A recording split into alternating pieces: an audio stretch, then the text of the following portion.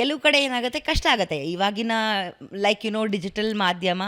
ನಾನು ಎಲ್ಲ ಕಡೆ ಹೇಳ್ತಾನೂ ಬಂದಿದ್ದೀನಿ, ಟು ರೀಚ್ ಅವ್ರಿಗೆ ಹಾರ್ಡ್ ಕಾಪಿನೇ ಬೇಕು. ಈಗ ನನ್ನ ತಂದೆಯವರು ಕೂಡ ಓಲ್ಡ್ ಸ್ಕೂಲು, ಅವರ ಓದುಗರು ಕೂಡ ಹಾಗೇನೆ. ನಮಗೆ ಅದನ್ನು ಸ್ಪರ್ಶ ಮಾಡಲೇಬೇಕು, ಅದನ್ನು ತಿರುವು ಹಾಕಿಯೇ ಓದಬೇಕು. ನಾವು ಸ್ಕ್ರೋಲ್ ಮಾಡೋಕ್ಕೆ ಇಷ್ಟ ಇಲ್ಲ. ನಡೀತಾ ಇದೆ ಪ್ರಯತ್ನ ಟು ರೀಚ್ ಮೋರ್ ಪೀಪಲ್.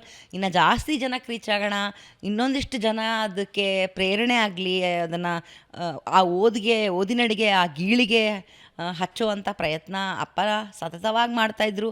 ಅವರ ಒಂದು ಜನರಲಿ ಒಂದು ಫೇಸ್ಬುಕ್ಕಲ್ಲಿ ಏನಾದ್ರು ಒಂದು ಲೈನ್ ಹಾಕಿದರೆ ಸಾಕು, ಅದು ಒಂದು ಇದಾಗ್ತಿತ್ತು, ಸುದ್ದಿ ಆಗ್ತಾಯಿತ್ತು. ಸೊ ಸುದ್ದಿ ಅಲ್ಲ, ಸ್ಫೋಟ ಆಗ್ತಿತ್ತು. ಹೌದು, ಸ್ಫೋಟಕವೇ ಅದು. ಸೊ ಹಾಗಿತ್ತು. ಬಟ್ ಈಗ ಸದ್ಯಕ್ಕೆ ನಾನು ನಡೆಸ್ತಾ ಇದ್ದೀನಿ.